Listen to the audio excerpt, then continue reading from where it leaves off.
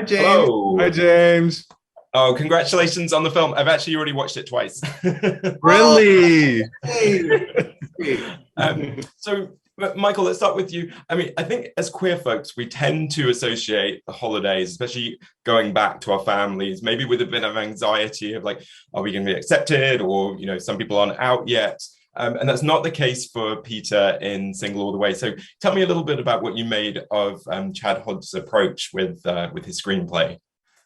Well, I found it incredibly refreshing that Chad was able to write a Christmas movie about a single gay guy going home for the holidays.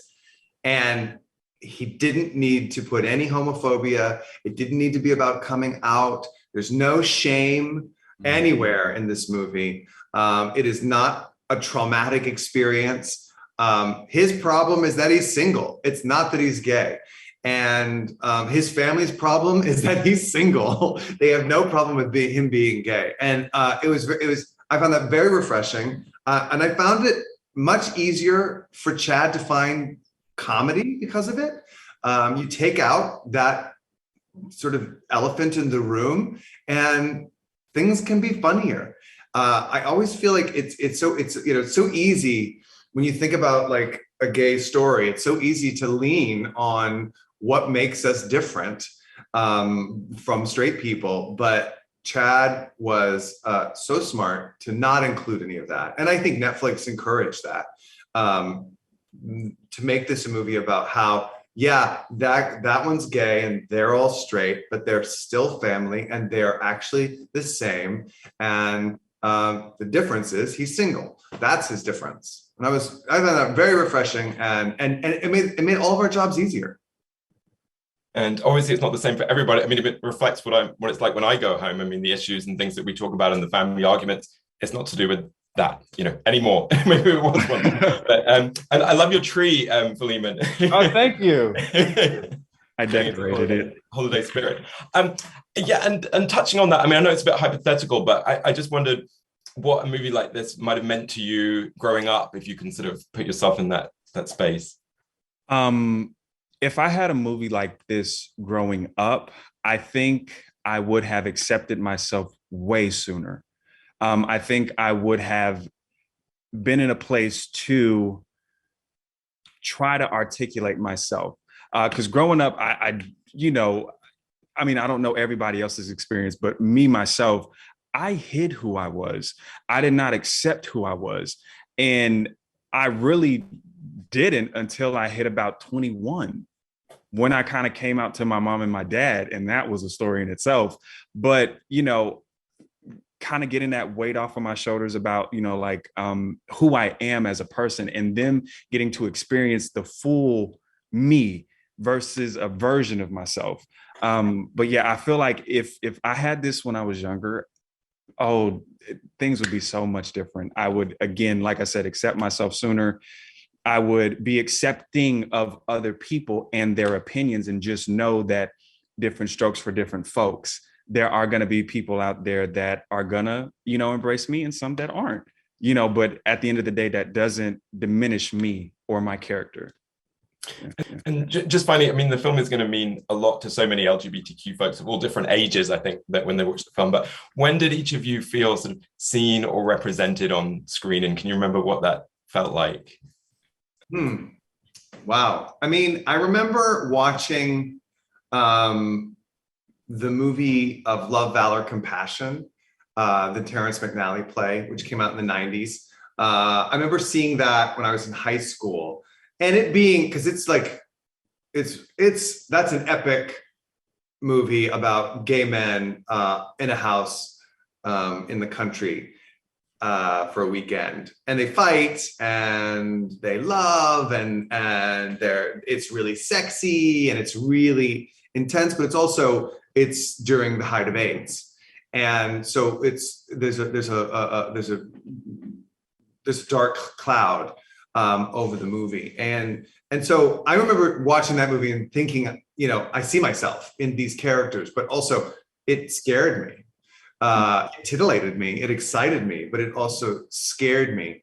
And in a lot of ways, like the idea that gay characters could exist on screen or on stage without something, some kind of cloud or some kind of like stamp. So I saw Single All the Way and I was like, oh, I'm that guy. And I was literally that guy, but I was like, that's the closest. When I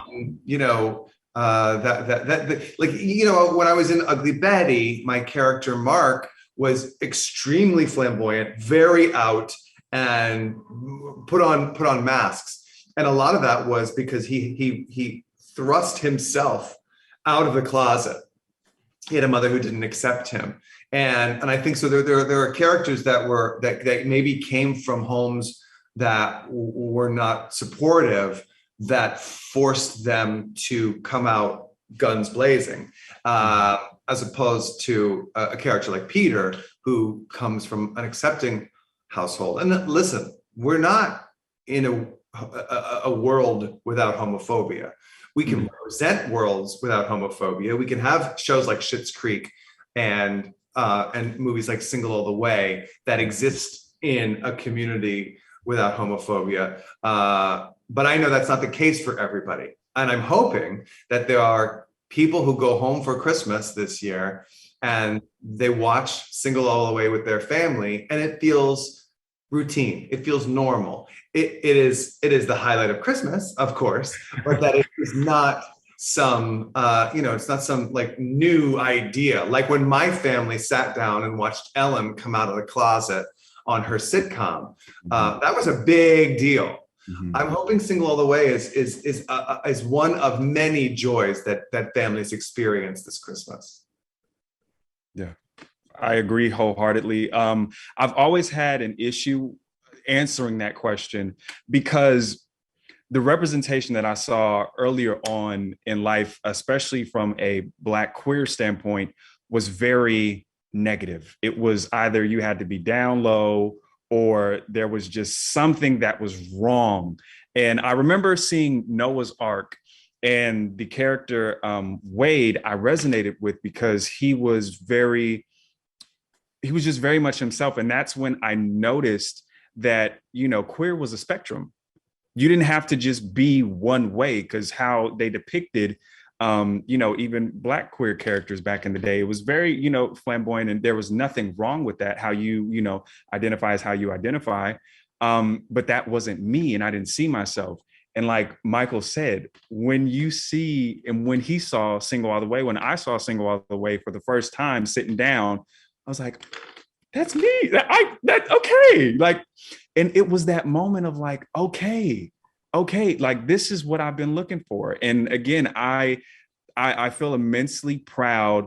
And also I thank Netflix, I thank Chad, for allowing us to be these vessels for these characters, and also to be, just representation of, for a lot of people, a new side of representation. Let me say that. Philemon, Michael, thanks very much. Happy holidays. Well, thank you, James. Thanks.